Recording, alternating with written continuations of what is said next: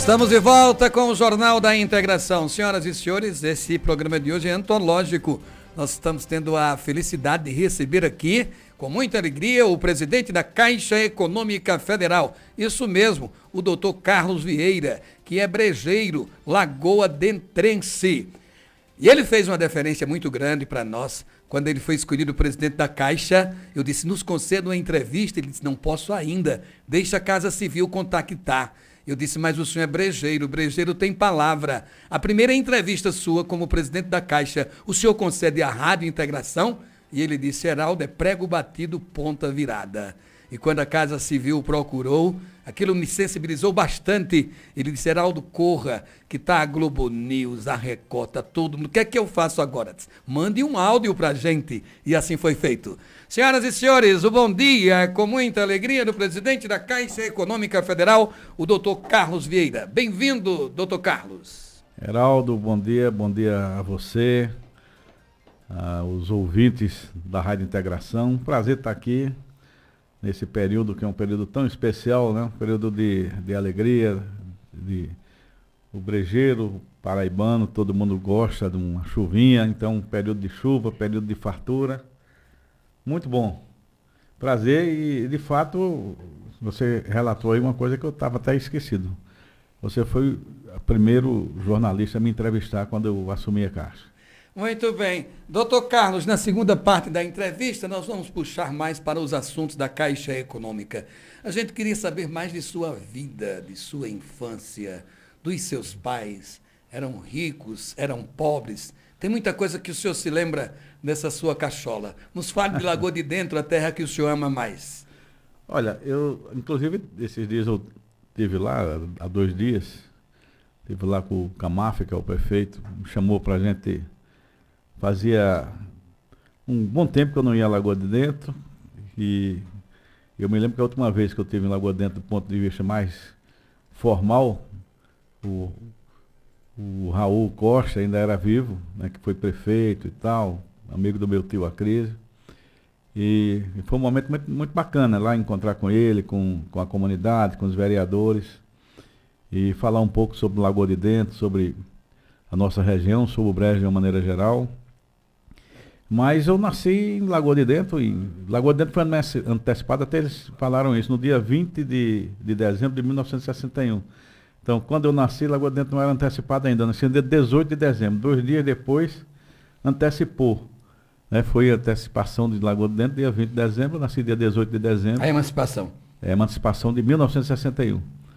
Vivi em Lagoa de Dentro até 1969, meu pai era um pequeno agricultor, minha mãe era funcionária dos Correios, e o motivo de nós termos saído de Lagoa de Dentro foi exatamente que os Correios fechou sua unidade de Lagoa de Dentro, minha mãe tinha que fazer uma opção, meu pai agricultor, mas minha mãe com essa visão de futuro que ela sempre teve, optou por nós irmos morar em João Pessoa, exatamente pensando na educação dos filhos. Então nós fomos morar numa casa muito simples, lá na rua que hoje chama-se Beira Rio, mas era Adolfo Cirne, que passa hoje Adolfo Cirne 120, era uma casa muito simples, uma casa de 2 quartos, onde moravam 9 pessoas, né? 9 irmãos, mais minha mãe e meu pai. Então vocês imaginem o tumulto que não era.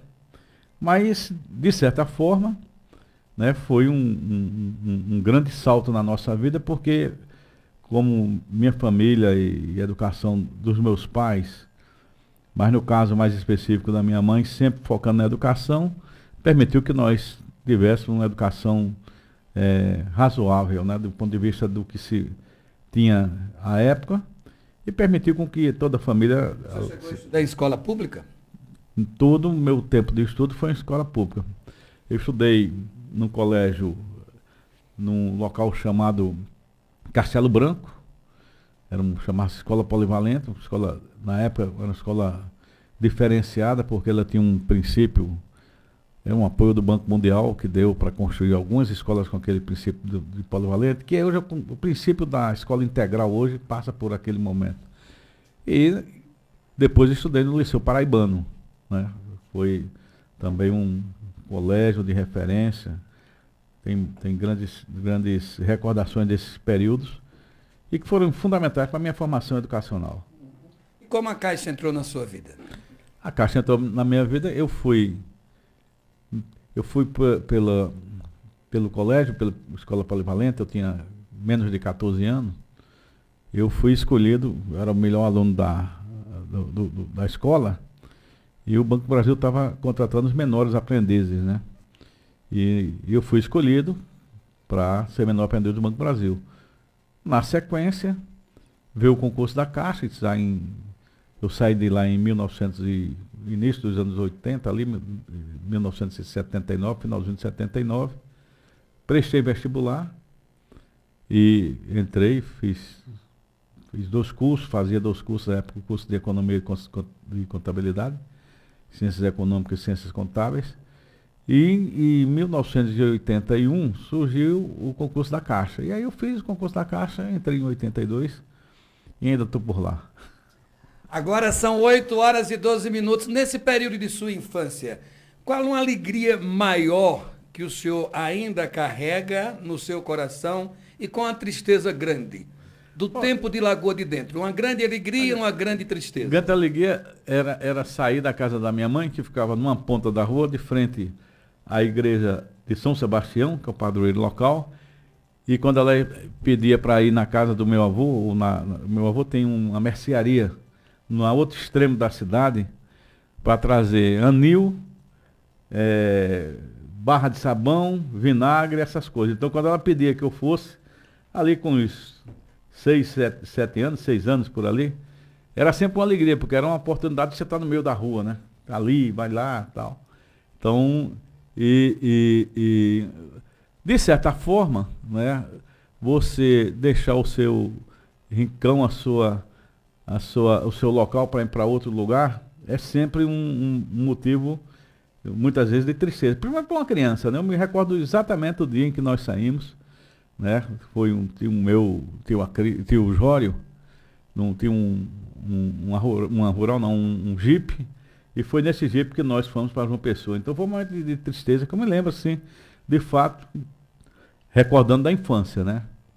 Mas guardo grandes e boas memórias daquele período. Agora são 8h14. O senhor batia pelada naquele tempo? Ah, gostava. Só que como eu era uma criança muito peralta, né? Minha mãe não deixava eu viver na rua, não. Eu comecei mais a bater... Curta. Corda curta. Eu era meio traquino, viu? Eu era uma criança muito, muito ativa. Nossa. E quando aí sim, quando eu ia em férias para lá, aí sim, na beira da lagoa tinha um campo, né, na famosa Lagoa de Dentro, tinha um campo, e aí eu ia já ali, pré-adolescente, aí encontrava com meus amigos Arino, Pelado, os meus primos, os outros, Éder, que tem hoje uma churrascaria muito boa lá em Lagoa de Dentro, essa turma a gente ia jogar bola. E era um momento de muita alegria, mas nos períodos de férias, sempre nesse período agora, no período junino, nas férias do meio do ano e nas férias de dezembro, eu sempre estava por lá. O senhor acreditava em Saci? Tinha Saci em Lagoa de Dentro ou não? Tinha com Mato Fulozinha, lembra? Lembro, sim. Com Maritinha. A comadre Fulozinha é o caçador. Levou uma comida para ela e a mulher pensava que era um amante, né? Exatamente. E a mulher do caçador colocou pimenta. E comadre Fulozinha aborreceu-se e deu uma surra no caçador. E quem anda nas matas da região escuta os assovios intensos da comadre Fulozinha.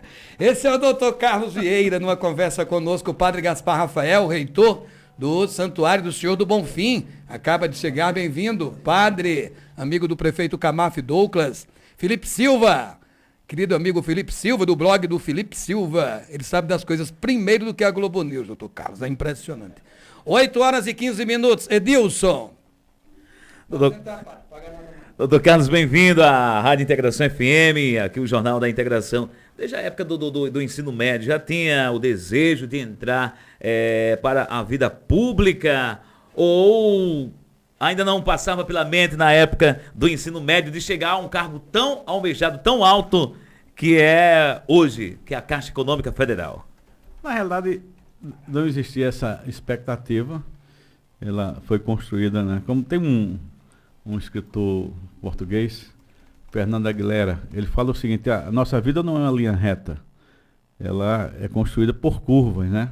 São acidentes de percurso que vão construir nossa vida. Então, mas na realidade, por ter trabalhado em banco tão cedo, né, eu sempre guardava essa memória muito positiva, na época que eu fui menor lá do Banco Brasil. Então, tinha uma expectativa, sim, mas, por incrível que pareça, quando eu entrei na universidade, eu entrei, como eu falei, em 1979 para 80, 79. 79 foi o Ano Internacional da Criança.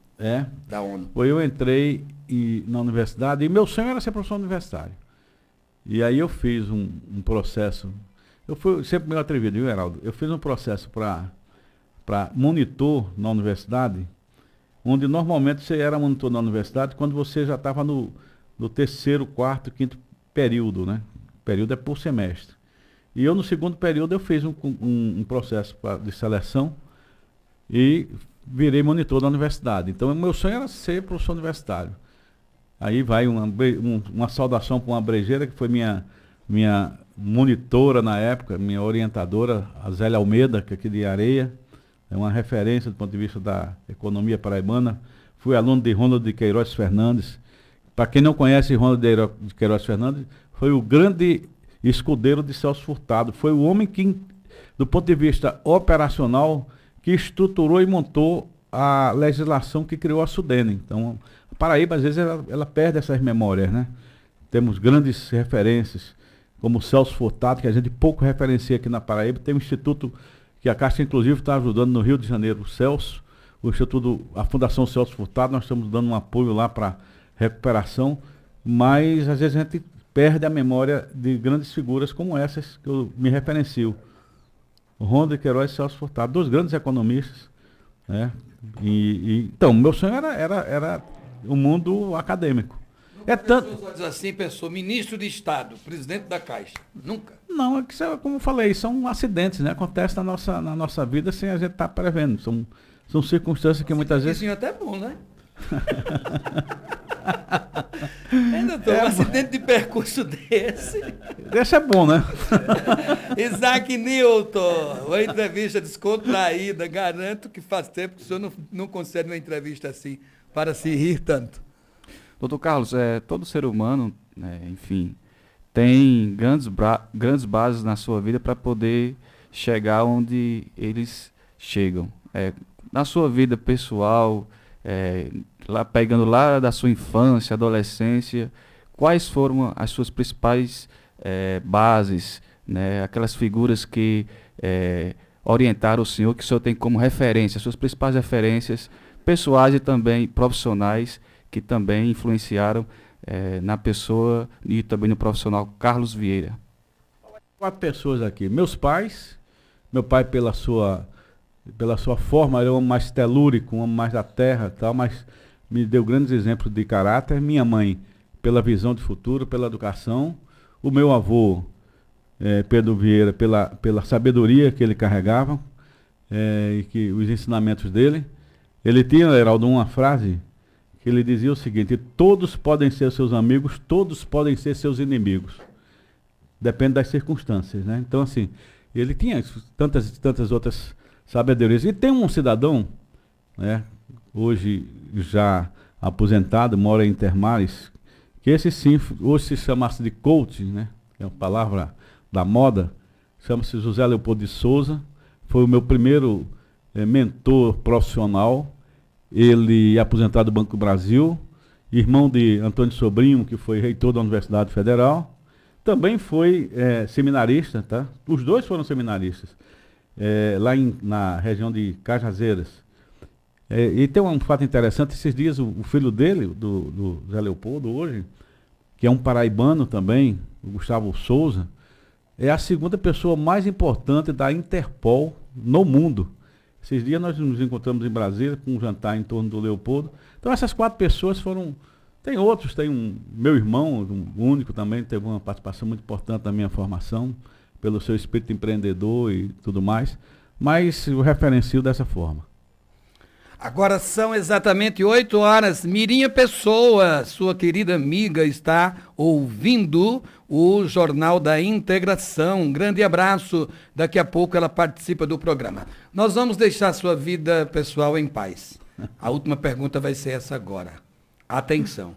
Antes de encontrar o grande amor de sua vida, a doutora Isabela, o senhor namorou muito pelo mundo? Olha, Vai que ela está escutando, né? Tem uma frase do escritor colombiano, né? Gabriel Garcia Marques, que ele fala o seguinte: nossa vida tem que ser um livro aberto. Tem uma parte que todo mundo lê, tem uma parte que alguns leem e outras que só você lê. Muito bem. Isto é, em bom português, isso não é da sua conta. 8 horas e 22 minutos. Esse é o Dr. Carlos Vieira. Você está no melhor programa de entrevistas, o mais descontraído. É o Jornal da Integração. Tem até um padre por testemunha, né? Esse é um assunto confessional. Só o padre pode saber, né, padre? Só o padre pode saber e não pode dizer a ninguém. Tá vendo, doutora Isabela? Vamos à participação do doutor Elton Martins, médico veterinário, um grande amante da Serra Paraibana, grande amor da vida da professora doutora magnífica, reitora da Universidade Federal da Paraíba, sócia aqui do Jornal da Integração, a professora Terezinha Domiciano. Parla, Elton. Bom dia, Heraldo, Edilson, Isaac, doutor Carlos Vieira e ouvintes da Integração. Heraldo, eu pergunto ao doutor Carlos se há algum estudo para a instalação de uma agência na Caixa aqui na cidade de Solânia, né? Todos nós sabemos aqui, a agência da vizinha cidade de Bananeiras não comporta a quantidade de clientes, onde o maior número são da cidade de Solânia. Solânia é a maior cidade da Serra, tem o maior comércio, população, e há anos que se anuncia uma agência aqui. Até o momento ainda não foi instalada, né? Eu espero que uma boa resposta do doutor Carlos sobre esse assunto, né? Abraço, Haraldo. De abraço, doutor Elton Martins, sempre preocupado com o desenvolvimento da Serra Paraibana. Ele é agora o venerável da loja maçônica aqui da vizinha cidade de Solânia. Solânia e Bananeiras são as capitais da Serra Paraibana, as cidades mais populosas. Doutor Carlos Vieira. Elton, obrigado pela sua pergunta. Nós temos alguns estudos de expansão da Caixa, e hoje nós temos 2 superintendências na Paraíba, a superintendência que cuida da parte do litoral, zona da mata e litoral, e outra que é a partir de Campina Grande, que cuida de toda essa região a partir da zona da mata, né? Então inclui aqui o Brejo, o Cariri, o Curimataú, o Sertão. Nós temos sim estudos. Hoje nós temos alguns modelos de agência. A agência de Bananeiras é a agência número 0038. Para um banco que tem mais de 2.000 agências, você imagina a importância que é, do ponto de vista, inclusive, histórico. Mas você tem razão, hoje você divide economicamente em 2 frentes, né? Uma frente de Bananeiras e a Solânia como um grande alavanca econômica aqui da região. A gente tem alguns estudos, né? Tá com o nosso superintendente. Abrimos até por uma questão mais estratégica de atender parte da população que precisava da assistência da Caixa na região ali em Araruna, né? Abrimos há um ano mais ou menos, nós abrimos uma agência ali, foi muito importante. Mas nós temos sim estudos no sentido de ampliar. E temos hoje vários modelos de agência da Caixa. Nós temos alguns modelos importantes. E por que, irmão Marcos, é importante essa questão de uma agência da Caixa? Porque a Caixa está mudando também a sua forma de atuar. A Caixa era um banco ele tinha um conceito muito mais ligado à questão de atender, de certa forma, os programas governamentais, do ponto de vista da distribuição de renda a partir dos programas governamentais. A Caixa mudou, a partir dessa gestão, a compreensão da importância dele enquanto um alavancador da economia local, da economia circular. E para que isso aconteça, é importante que os nossos gerentes sejam próximos das suas comunidades, fazendo um trabalho exatamente nesse sentido. Nós temos feito isso no Brasil afora. A Caixa hoje é um banco ligado ao impulso da economia local e nós temos alguns estudos. Eu não posso precisar agora datas, mas o Álvaro, que é o nosso superintendente, ele tem essas datas de prospecção e de inauguração com ele. Agora são exatamente 8h26. O presidente da Caixa Econômica Federal, doutor Carlos Vieira, está proseando conosco aqui. Eu lhe transmito o abraço do nosso bispo, Dom Aldemiro, que está nesse momento viajando em férias para Ilhéus, mas pediu aos padres Demétrio Moraes e o padre Gaspar Rafael. O padre Demétrio está a chegar, é o reitor de Santa Fé do Ibiapina, e o padre Gaspar do Santuário do Bonfim, na Serra da Raiz. Eu lhe transmito também os cumprimentos do diretor-geral da emissora, o padre Elias Salles, e do nosso diretor administrativo, o padre Arimateia. Todos estão imensamente contentes, Matuto fica contente, né? Estão imensamente contentes com sua presença em nossa emissora. Nós vamos trazer agora a participação de Mirinha Pessoa, que espalhou a entrevista em todos os grupos dos quais ela participa, pelo carinho que tem pelo doutor Carlos Vieira. Ela esteve conosco aqui já no Jornal da Integração, vocês se lembram. Bom dia, Mirinha. Bom dia, Heraldo Luiz, é um prazer enorme estar aqui, Mirinha Vasconcelos, diretamente de Brasília, para, nesta manhã, falar rapidamente na Rádio Integração. Na oportunidade que o nosso acadêmico, comendador e presidente da Caixa, Carlos Vieira, se encontra aí no estúdio para ser entrevistado por você. Eu quero deixar aqui uma pergunta. Qual foi a sensação, doutor Carlos, que o senhor sentiu quando recebeu o convite para participar da antologia do bicentenário de Dom Pedro II e a referência de Dom Pedro II com a Caixa Econômica que o senhor preside hoje? Um grande abraço, Deus o abençoe sempre. Como diz o Faustão, quem sabe faz ao vivo. Uma pergunta bem feita pela querida Condessa, nossa marquesa, né? Mirinha Pessoa, que nos concedeu a honra de fazermos o cerimonial aqui, quando o doutor Carlos, então, ingressou formalmente na academia. Doutor Carlos. Olha, nós temos uma das empresas da Caixa, a Caixa é sócia, ela é uma empresa francesa, uma empresa da área de seguros. E eu estava em Paris há cerca de uns 3 meses, para uma reunião do Conselho de Administração, e alguém me falou, olha, ali naquela rua, próximo ao centro de Paris, né, a área mais central de Paris, foi onde morou o Pedro II, Dom Pedro II, após, né, a saída dele como imperador. E eu fiquei impactado com aquilo, né? Foi um hotel muito simples, né? Então imagina um homem todo poderoso como Dom Pedro II morar num hotel tão simples. E tem, né, reza a lenda que ele carregava no bolso um saco, um pequeno saco com areia da praia do Botafogo, Copacabana, por ali. Copacabana nem existia na época.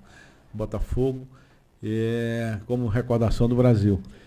E hoje, né, o bicentenário dele está sendo editado um livro, e eu conto essa história com outras facetas.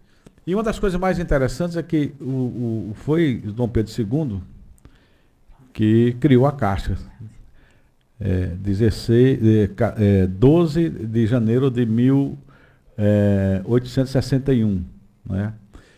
E essa criação, depois, como essa empresa de seguro, ela é ligada a um banco francês, chamada Caisse de Dépôt, resguarda muitas características parecidas com a da Caixa, que é um banco de fomento, um banco que trabalha a possibilidade da ascensão social, né, das pessoas menos favorecidas, e esse conceito Dom Pedro trouxe para o Brasil. Eu tive, né, os 3 primeiros clientes da Caixa foi exatamente o comendador Coruja, uma escrava e uma criança, né?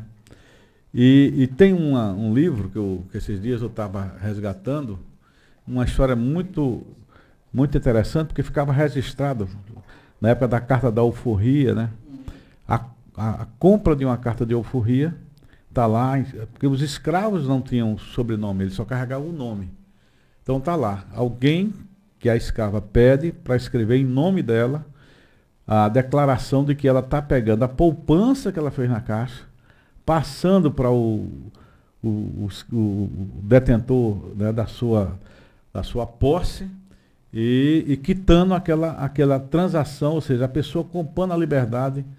Está lá nos registros da Caixa a escrava Joana. Então, assim, quais foram os feitos de Pedro, né, de Dom Pedro II?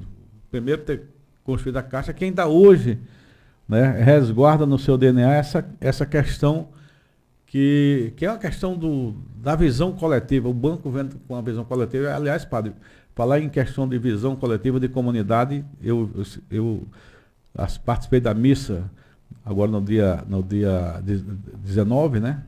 Antes de ontem, ali no Carmelo, e o padre, que é o padre da paróquia aqui de Bananeiras, foi o padre Arimateia, fez uma homilia que foi um negócio primoroso, né? Uma das melhores homilias que eu escutei nesses últimos tempos, foi proferida por ele.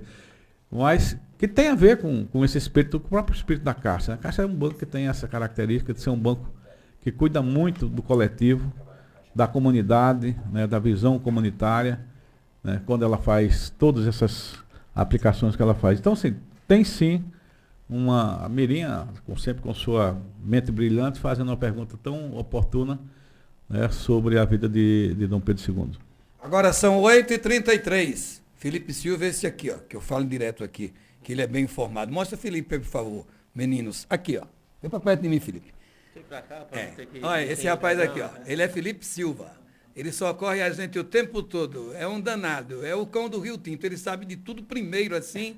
Aí eu digo aqui aos meninos, ó, se não sabe, vai lá no blog do Felipe Silva, que tem. Do Rio Camaratuba, que é o Rio da Serra. Do Rio Camaratuba, que é o Rio da Serra. Obrigado por sua presença, Felipe. Você é uma referência para todos nós. O prefeito de sua cidade participa do programa agora, o prefeito Camaf Douglas, graças ao diligente assessoramento do padre Gaspar Rafael. Camaf, bom dia.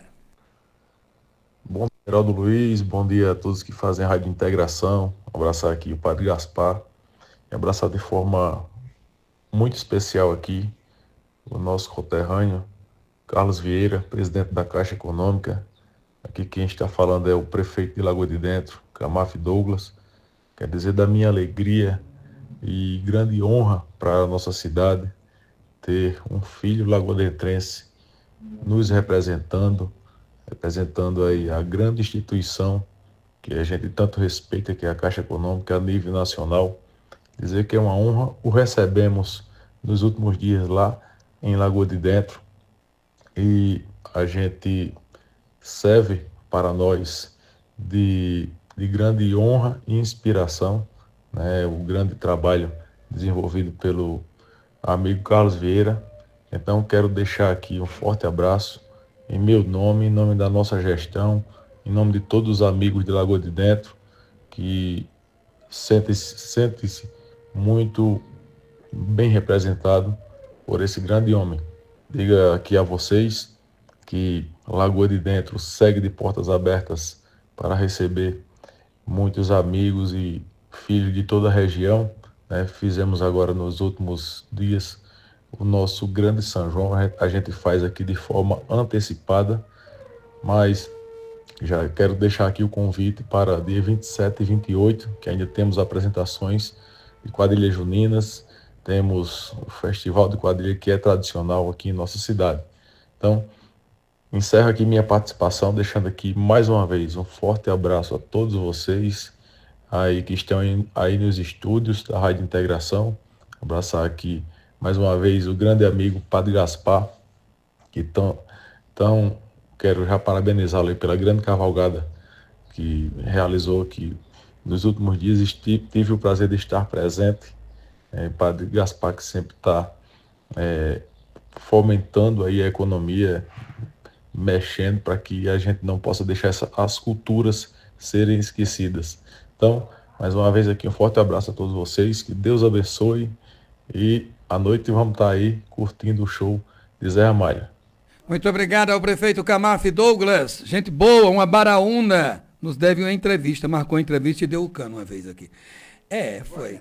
A gente, mas o senhor vai, ou vai, né? Ou vai ou é exorcizado. Edilson, você, o presidente da Caixa vai agradecer o prefeito e você quer fazer uma pergunta muito importante. Obrigado, Camaf, obrigado pela sua participação, obrigado pela recepção que você nos preparou. Vamos lá num dos locais, né, mais especiais. Não foi nem na cidade, nós fomos numa comunidade mais rural, né? E obrigado aí e o Camaf, ele tem me surpreendido. Eu não sei se vocês concordam, mas com sua postura de jovem, inteligente e de bons propósitos. Nós precisamos disso, né, Padre Gaspar? De pessoas para fazerem a gestão pública acontecer com uma preocupação que tenha todo esse viés que nós percebemos que o Camaf está carregando. Né? Fazer gestão pública não é fácil, né? Mas principalmente manter, né, alguns propósitos especiais. Espero que ele continue fazendo uma gestão dessa forma. Nós conversamos, dialogamos sobre possibilidades, inclusive dentro da cultura local, né, do ponto de vista da cultura, da valorização da cultura. A Caixa é um banco que tem também esse viés de estímulo e de incentivo à cultura. Estamos patrocinando vários São Joões Paraíba fora. Tem várias e várias cidades. Inclusive daqui, com uma participação muito, muito efetiva do ponto de vista da contribuição para o êxito. Lagoa de Dentro, ele falou em cultura, e de cultura e economia estão juntos, né? A cultura, ela muitas vezes surge, inclusive, a partir de manifestações da agricultura, né? Então, assim, todas as semanas, como aqui a festa junina é uma festa que tem muito a ver com a colheita, que todas as festas, então isso traz cultura. E a Caixa está disposta e continua fazendo esse papel dela de contribuir para a cultura brasileira, e no caso nosso aqui, especificamente também ajudando. Todo mundo que vem pela primeira vez, eu digo isso que vou dizer para o senhor agora. Às vezes você olha para cá e eu estou mexendo aqui na internet, é que a produção é feita ao vivo. Ao vivo. O senhor é acostumado a estar na Globo News, a ter uma danação de gente produzindo o programa. Aqui a gente combina tudo ao vivo. É aquele ditado que tem lá em Lagoa de Dentro também, olho no gato, olho no peixe. Edilson, é com você. Doutor Carlos, a minha próxima pergunta, ela também reflete sobre a participação do nosso amigo Elton Martins, da necessidade também de uma caixa, de uma unidade da Caixa na cidade de Solânia. Muitas pessoas que frequentam a unidade têm a queixa do grande número das filas, que é enorme, principalmente quem frequenta a unidade Bananeiras. Também uma outra queixa, nós temos vários caixas eletrônicos ali na frente, mas muitos deles estão ultrapassados. Quando você chega, a maioria estão em manutenção e falta dinheiro. Tem uns ali que dava para mandar para o museu, direto. Vamos por partes. As filas já diminuíram muito. Né? Nós criamos um sistema chamado biometria e reconhecimento facial. Isso permitiu que se reduzisse muito a questão das filas. Aqui nós, mantendo o compromisso da gente analisar a Caixa de Solânia, Caixa Econômica em Solânia, nós criamos já de Araruna, que já desafogou muito essa aqui. Nós reconhecemos a necessidade que temos, inclusive pelo aspecto econômico, em Solânia. Vamos estudar isso. Eu, quando era gerente daqui, eu fui gerente da Caixa aqui em 1986. Eu ia... A maior parte do que eu captava de recursos para a Caixa era lá nos comerciantes de Solânia. Manuel Dias, o Hélio Maia, né, o Neto Maia, essa turma toda era cliente. Eu tinha todos, tantos e tantos. E a gente sabe que economicamente Solânia tem um aspecto muito, muito importante. Nós estamos fazendo uma grande revisão do ponto de vista da nossa rede, que a gente chama as trocas de hardware, né, equipamentos, onde estão inseridos esses caixas eletrônicos, mas mais do que isso, a modernização da Caixa passa pelo que nós fizemos, né, recentemente, que é trazer a Caixa para o mundo digital. Então, assim, cada vez mais o cliente da Caixa, o usuário do serviço da Caixa, ele tem à sua disponibilização o mundo digital. Esse ano nós começamos com toda uma jornada de abertura de conta digital, né? A conta chamada Caixa Tem, a conta normal. Eu vou aqui, Heraldo, como você é pioneiro, daqui a um ano, se onde ele estiver na Caixa, a gente não sabe. Eu vou vir aqui e você vai me perguntar qual é o banco mais moderno do Brasil. Você não vai dizer, é a Caixa Econômica. Exatamente, porque nós estamos fazendo um processo de mudança tecnológica na Caixa, que é algo que o mercado já reconhece. Vou dar um dado aqui para vocês. Eu abri é uma coisa mais técnica, mas eu fiz uma captação internacional para a Caixa, nós fizemos, e foi surpreendente. Nós captamos a um custo menor do que os bancos privados e 56 países, ou seja, 56 investidores, que a gente chama de asset tecnicamente, né? Investidores do mundo inteiro compraram o papel da Caixa. Então, assim, não é por acaso, né, essa transformação, os resultados que a Caixa está dando, né, o reposicionamento, essa coisa da inserção do microcrédito que a Caixa não fazia, nós passamos a fazer. Nós estamos fazendo hoje microcrédito no Norte e no Centro-Oeste, queremos fazer aqui no Nordeste. Eu tenho, inclusive, conversado muito com Paulo Câmara, que é o presidente do Banco do Nordeste, e eu falo, olha, dá um pouquinho só para a Caixa fazer no interior dos estados do Nordeste, porque você tem uma capacidade de fazer urbano, mas você não tem agências no interior. A Caixa tem. Imagine eu fazer microcrédito para os produtores rurais aqui da região, a partir das agências, inclusive de Solânia. Então, assim, é essa a visão que nós temos da Caixa, do que ela pode fazer. Aqui, doutor Carlos, permita-me, pela ordem, a pergunta do Giveraldo Azevedo, que é aqui da Lagoa do Matias, é da equipe lá do restaurante Vocorina, e ele diz assim, se der tempo, pergunte se existe alguma linha de crédito subsidiado para entidades jurídicas que trabalham com a agricultura familiar. Nós temos, não no Nordeste, é isso que eu quero, estou pelejando para trazer aqui para o Nordeste. Vou dar um exemplo aqui para você disso que nós fazemos no norte do país. Vou dar um exemplo aqui bem simbólico, nós estamos fazendo nós queremos fazer 1.500 operações por dia, nós estamos chegando quase lá. A Caixa tem 2,5 bilhões para fazer esse tipo de crédito no Norte e no Centro-Oeste, com os fundos constitucionais, que é esse o recurso que tem que chegar nesse tipo de população. Nós fizemos agora recentemente, um exemplo, ela inclusive notabilizou, uma pescadora que pescava desde os 16 anos de idade, a remo, lá no Alto Madeira, e que hoje ela comprou 2 motores de popa, tarrafa, você sabe que é muito bem a tarrafa, a partir de recursos da Caixa Econômica. E esse é o papel que tem um banco social dentro de um governo que tem essa visão do social como uma prioridade, né? E nós queremos ampliar esse papel. Nós estamos preparando os nossos gerentes, né, para, independente dessas questões, eles poderem fazer uma inserção local mais forte.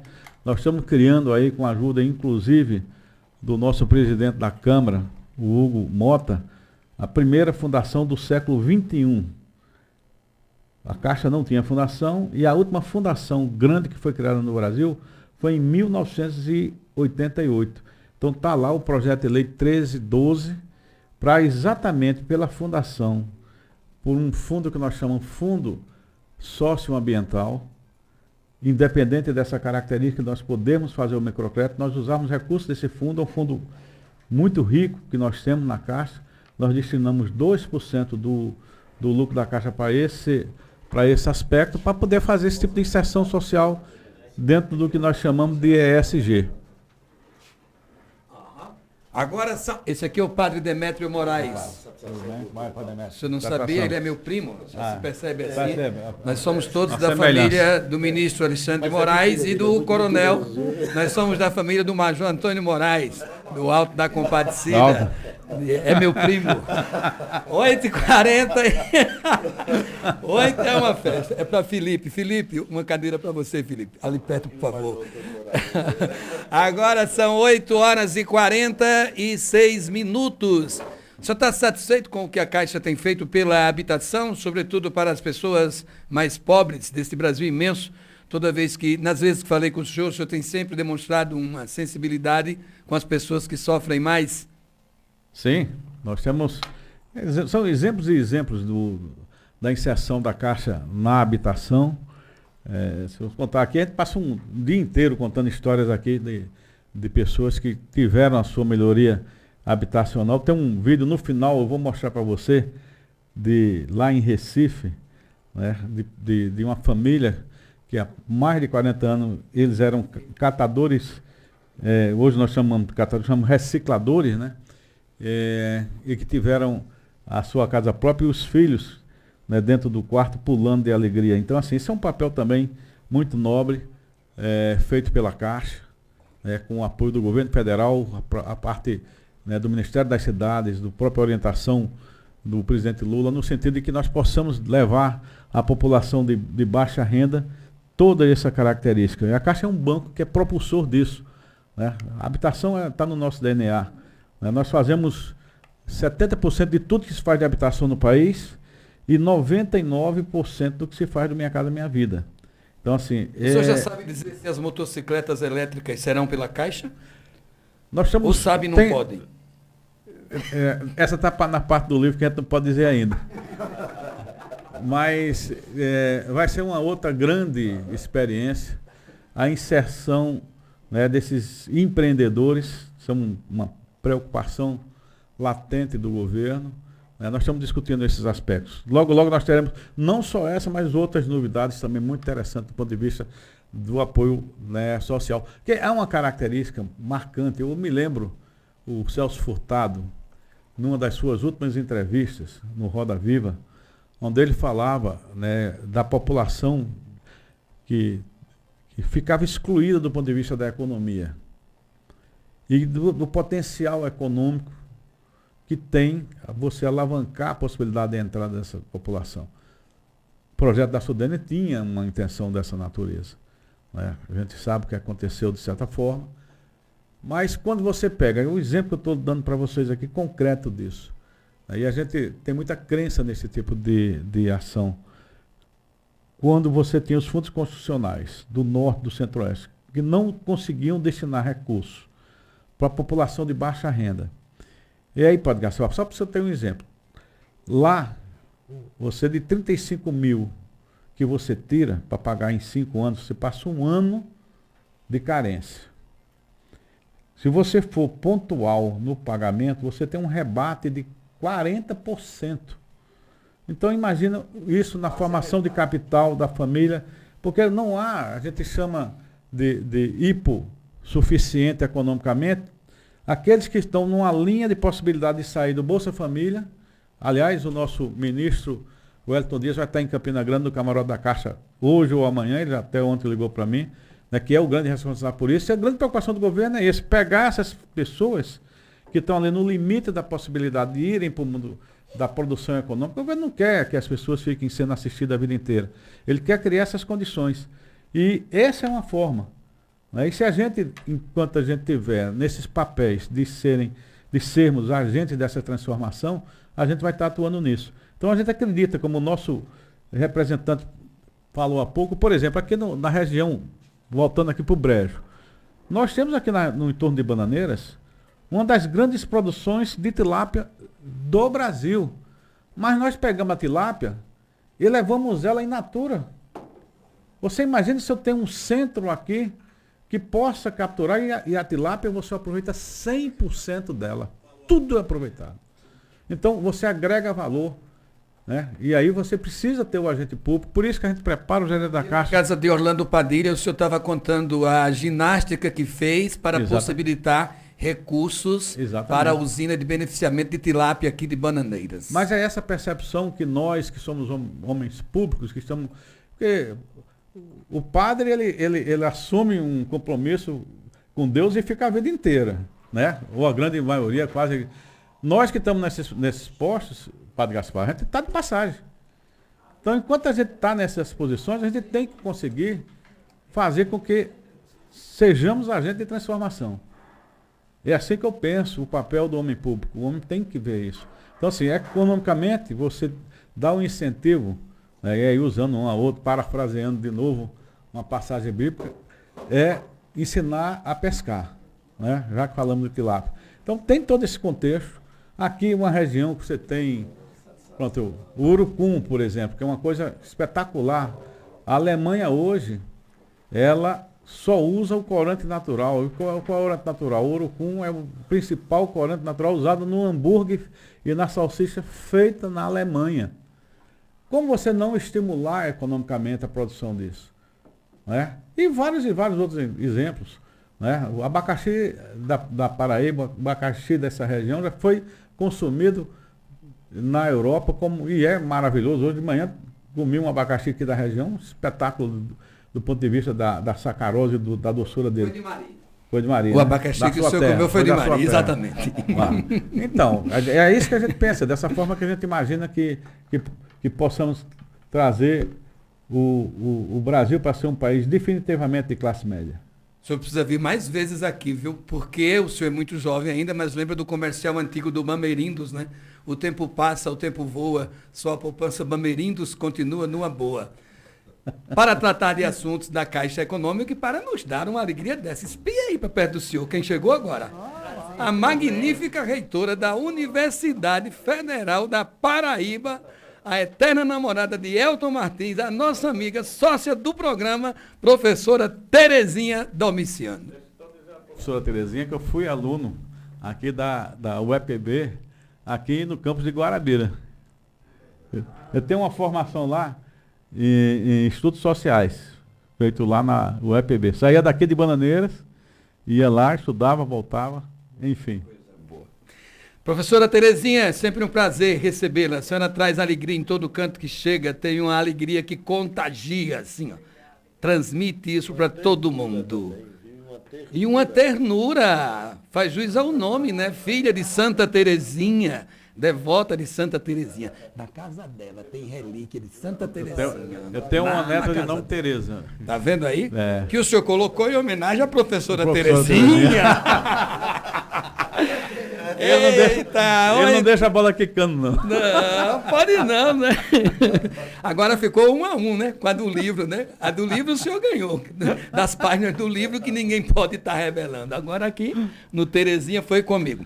Estão aqui o padre Demétrio Moraes e o padre Gaspar Rafael, são reitores de dois importantes santuários, o padre Demétrio de Santa Fé do Ibiapina, o padre Gaspar do Senhor do Bonfim.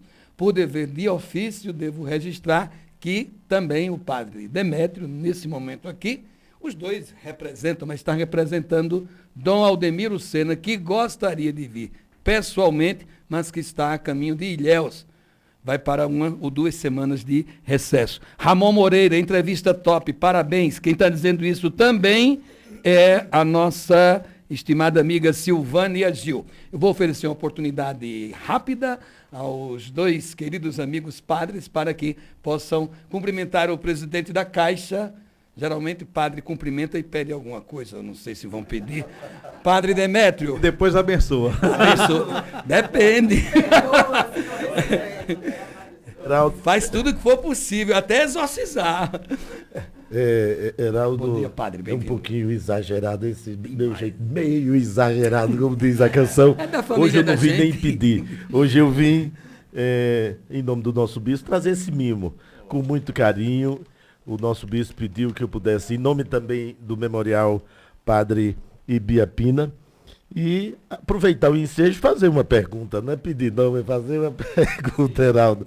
De que forma a Caixa pode colaborar com projetos culturais, religiosos ou de valorização do patrimônio histórico, como o Memorial Venerável Padre Ibiapina? Nós temos a alegria de ter em nosso território, no território de nossa diocese da cidade de Solânia, este santuário, este memorial, que sem dúvida se tornará rota, já é rota de peregrinação de muitos devotos, mas nós sonhamos e o nosso bispo para isso tem trabalhado muito, para que se torne rota de peregrinação de todo o Nordeste, tendo em vista que o venerável Padre Biapino, o mais novo venerável do Brasil, reconhecido pelo Papa Francisco, prestou serviço em 5 províncias, em 5 estados do Brasil, isto no século XIX. Até hoje é lembrado pelo cuidado que teve com os mais pobres, com os mais necessitados, resgatando a dignidade. A professora Terezinha, que está aqui, reitora da Universidade Federal da Paraíba, não me deixa mentir, porque conhece o memorial e é também uma grande devota, defensora desta causa. Olha, doutor Elton Martins, eu vou deixar, doutor Carlos, para o senhor responder aos dois padres em bloco, por favor. Me permita ainda, doutor Carlos, sublinhar a sua simplicidade, a sua humildade. Isto nos impacta muito. Alguém que ocupa o cargo que o senhor ocupa e, digamos, lidar com isso, com esta serenidade, com esta simplicidade, com esta humildade, falando na nossa linguagem, não é? O senhor poderia estar aqui usando inúmeros termos técnicos que nós sabemos que o senhor domina isto muito bem, mas o senhor quis, sabendo também da nossa realidade, conhecendo bem da nossa realidade, porque o senhor é paraibano, é nordestino, isso nos orgulha muito. Muito obrigado por o senhor nos dar este testemunho e para tantos jovens que estão aí nos acompanhando, certamente, jovens ou não, que veem que é possível sim ir mais adiante. Um paraibano que honra o nosso estado, que honra a nossa região, em tempos onde há tanta discriminação, não é? Tanta discriminação com o povo nordestino, com o povo paraibano, sobretudo. Muito obrigado. Esse meu primo é muito inteligente, eu queria ter um menino desses. Doutor Carlos, então comente logo a participação do padre Demétrio, e em seguida o padre Gaspar vai falar. Padre Demétrio, vou lançar um desafio aqui para você. Nós temos o caminho do Padre Biapino. Vamos estruturar, tá, para a gente trazer um projeto, tá, junto com a Caixa, porque eu saio daqui para fazer, Padre Gaspar, o caminho de Santiago. Você imagina se você transformar aí o caminho pela história do Padre Biapino, pelo que ele representou, pelo resgate que ele fez social tão importante, né? Nós sabemos de toda essa história na seca na década de 20, se eu não me engano, né? E aquele caminho que ele fazia, peregrinava, né, de ponta a ponta. E você imagina o quanto você traz do ponto de vista não só do resgate, né, do papel do Padre Biapino, como também da questão da cultura, da espiritualidade, da religiosidade, né, para esse caminho. Então, eu fica aqui o meu compromisso, se a gente trouxer um bom projeto, a gente estudar para que a Caixa possa participar da construção do projeto dessa envergadura. Pode contar comigo. Como eu falei, nós estamos criando uma fundação, estamos agora na fase final de tramitação lá na Câmara, falei com o nosso conterrâneo, o presidente da Câmara, Hugo Mota, né, ele me disse que ia dar uma celeridade nessa construção, saindo de lá, vai também rapidamente, inclusive ontem foi aniversário do meu amigo Davi Alcolumbre, nós liguei daqui parabenizando, tramita lá e na sequência a gente tem essa fundação pronta. Uma fundação que já começa só da Caixa Econômica recebendo 2% do resultado do lucro líquido da Caixa para poder fazer exatamente ações dessa natureza. Então, assim, eu quero depois, padre, a gente senta, explica como é que apresenta um projeto desse, porque eu acho que é um legado que a gente pode deixar, fazer o caminho do Padre Biapino ser uma coisa como hoje é o caminho de Santiago. A gente tem que pensar alto, né, padre? Verdade. Raíssa é o grande amor da vida de Gabriel. Gabriel é da Caixa Econômica. Wagner, na Caixa Econômica, está todo mundo assistindo o Jornal da Integração. E a Raíssa disse que lá em Pirpirituba, recursos da Caixa Econômica também para Pirpirituba. Padre Gaspar, daqui a pouquinho Gilvaniza Maia. É tudo ligeiro, padre, hoje. Feito espoleta. Bom dia, Heraldo Luiz. Bom dia, ouvinte da nossa integração. Que entrevista memorável. Entrevista histórica para a história dessa rádio. Contar com a presença de Dr. Carlos. Dr. Carlos, interessante, o senhor dizia que a Caixa Econômica nasceu em 1861. Não é isso? Padre Biapino nasceu em 1806. Ele tinha 55 anos. Então é interessante esse número. Depois, foi na seca de 1877, que Padre Biapina, exatamente com seu jeito missionário e caritativo, revolucionou o Nordeste com suas casas de caridade. Estou lá, por enquanto, na Serra da Raiz, lá é um santuário. E no ano de 1873, Padre Biapina missionou naquela região. Passei por Serra da Raiz, por Dona Inês, lá existe a comunidade quilombola. Lá nós estamos criando um santuário de Todos os Santos que ligará o turismo religioso de Pera da Boca ao Padre Biapina. E lá uma criança também no ano de 1877 morreu de fome e sede. Na minha historicidade, a segunda tradição oral, Padre Demétrio, Padre Flore, já concorda que a família que ia, o retirante para Santa Fé, morreu lá de fome e sede. E é um lugar de peregrinação. Portanto, nós queremos unir esse projeto do turismo religioso no espaço do Padre Biapina, além do que já existe, colocar também a comunidade quilombola e o santuário Senhor do Bonfim. Minha pergunta é essa.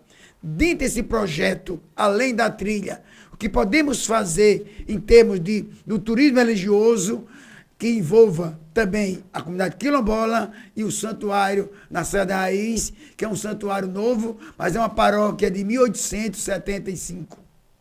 Como eu falei, Padre Gaspar, nós temos que olhar o projeto, construir o projeto, até contribuir, né, para fazer uma questão integrada, né, dentro do ponto de vista do que existe. E hoje você, como eu falei, você sai daqui, né, e vai conhecer a Europa para ter a visão, né, histórica do que aconteceu, quando nós temos histórias fabulosas aqui para contar também, né, e unindo essas duas questões. Quando você une a cultura, a espiritualidade, a gastronomia, né, tem gastronomia melhor e mais rica do que, mais variada do que a nossa, dessa região do Brasil, de maneira geral, dessa região, né? E o aspecto quilombola, Padre Gaspar, eu estive numa comunidade quilombola, onde eu lancei lá no Amapá, acima da linha do Equador, chamada Mel da Pedreira. E é uma comunidade quilombola que produz mel, produz frutas, produz o inhame, a macaxeira e faz a farinha de mandioca. Então, assim, quando você consegue integrar dentro do conceito hoje que chama-se economia circular todos esses aspectos, né, você tem o crescimento local, da economia local. Isso está provado, né? Então, a Caixa Econômica é o banco que sabe fazer isso, né? E a gente está disposto a estudar esse projeto, né? De público, eu assumo esse compromisso, né? Por exemplo, sem nenhum demérito, né? Mas um banco que consegue colocar tantos recursos para o festejo cultural do São João, por que não investir também num desses aspectos, né? A minha visão é essa. Então, se você tem condições de fazer, certamente uma parte do que você investe na questão da promoção cultural, como, por exemplo, que nós investimos em Campina Grande, que nós investimos em Patos, que nós investimos aqui, acabou de se falar em Pirpirituba, se eu pego uma parte, não precisa ser significativa, mas uma parte, 10, 15% do que eu faço, né, e destino a um projeto dessa natureza, nós estamos fazendo uma ação permanente e definitiva. 9h05, daqui a pouquinho tem Gilvanisa Maia. Perdoa hoje, Gilvanisa, mas nós não podemos deixar o doutor Carlos sair daqui, professora Terezinha, sem que ele assista esse vídeo bonito que nós fizemos aqui, doutor Carlos. Quando nós chegamos aqui há 8 anos, começamos a dizer isso que o senhor disse aí com outras palavras. O povo vai para Compostela, vai para a Serra Gaúcha, sem conhecer a Serra Paraibana. Diz Elton Martins que eu quem batizei esse compartimento aqui da Serra Paraibana. Mas esse vídeo foi feito aqui, é coisa nossa, da DR Filmes, do Douglas, lá de Pirpirituba. O texto é da produção aqui da Integração. Eu acho lindo esse vídeo. Conheça as maravilhas da Serra Paraibana. Igrejas, engenhos, belas pousadas, rios, cachoeiras, artesanato, comidas típicas e muita cultura popular. Tem quilombos, brincantes, boi de reis, cavalgadas, ciranda, babau, forró, xote e chachado. Araruna, Areia, Bananeiras, Serra de Dona Inês, Pilões, Serra da Raiz, Serraria e Solânia chamam você. Pedra da Boca, Santuários do Padre Biapina, Frei Damião, Cruzeiro de Roma, Fátima, lugares de devoção e fé. As mais belas paisagens naturais estão aqui. 102.3 Integração FM, líder em audiência, também na Serra Paraibana. Eu não sei vocês, mas eu acho mimoso demais. Lindo esse vídeo. Prefeito... Só porque ele aparece no final. Não. O prefeito Danilo está chegando aqui com o Douglas, que fez esse vídeo para a gente, para abraçar o presidente da Caixa. Professora Terezinha, obrigado por ter vindo. Quer dar bom dia? Pois não, padre. O senhor manda. Padre Demétrio. Gilvaniza chegando daqui a pouquinho com o Encontro com Deus. A nossa querida, magnífica reitora, nossa amiga... Eu digo em todo canto, sou amigo da senhora. Professora Terezinha. Então, bom dia a todos os ouvintes da Rádio Integração e aqui a equipe liderada por Heraldo. Na verdade, eu vim aqui também, né, tentar uma audiência com o presidente da Caixa Econômica, que há algum tempo que nós estamos querendo conversar. E eu diria, eu acho que nessas falas, né, que foram colocadas aqui, né, pelos... Padre Demétrio e Padre Gaspar, né, pelo que eu ouvi também, né, da disposição da Caixa Econômica em favorecer o turismo, que termina que é turismo, é desenvolvimento sustentável, né? Turismo também religioso, o senhor tem toda a razão, né? Nós saímos, eu já fiz essas rotas também. E aí o que nós encontramos nos outros lugares são coisas que nós temos aqui que não valorizamos. Então, eu coloco a Universidade Federal da Paraíba. Estivemos lá por várias vezes, né, no santuário, eu sempre vou. E eu gostaria, inclusive, de parabenizar, né, o Padre Demétrio. O santuário está belíssimo, muito bem organizado. Semana passada eu já levei pessoas da universidade que não conhecia. Então, eu não passo ali que eu não entre. E que eu não, né, admiro o trabalho que é feito e que eu não peço também a bênção, né, a Padre Beapena para nos guiar todos os dias. E Heraldo é um grande amigo também. Nós temos um sitinho, né, construímos também uma capela, a capela está lindíssima, é uma capela. Nós temos também a relíquia de Santa Terezinha, é fato, não é? Então, a gente pretende também, né, abrir em breve, né, para que as pessoas possam também colocar como um santuário também, né, de reza e de oração. Que coisa linda. Muito obrigado, professora Terezinha. Muito obrigada. A casa é sua. Faça como fez hoje. Venha sempre aqui. A gente nem me convidou, viu? Eu só vi outro lá cheio de segredo. Alguma coisa está acontecendo. Esse é Heraldo. Aí eu digo, então eu vou lá. Gilvaniza Maia, obrigado pelos 10 minutos que você nos cedeu. Senhoras e senhores, recebemos hoje aqui com muita alegria a reitora da Universidade Federal da Paraíba. Recebemos 2 paraibanos ilustres, 2 importantes autoridades. Recebemos o presidente nacional da Caixa Econômica. Pouca coisa não, viu? Para uma rádio pequenininha, feita nossa assim, o doutor Carlos Vieira. Os 2 são 2 baraúnas do miolo roxo, um caboclo e uma cabocla da pisada boa. São 2 ipês, 2 pau-d'arcos, 2 baobás em capacidade, grandiosidade e generosidade. Agora eu não exagerei não, né, padre? Sobre eles 2? Verdade absoluta. Obrigado, doutor Carlos. Um beijo para sua senhora, um fraterno abraço. Volte sempre.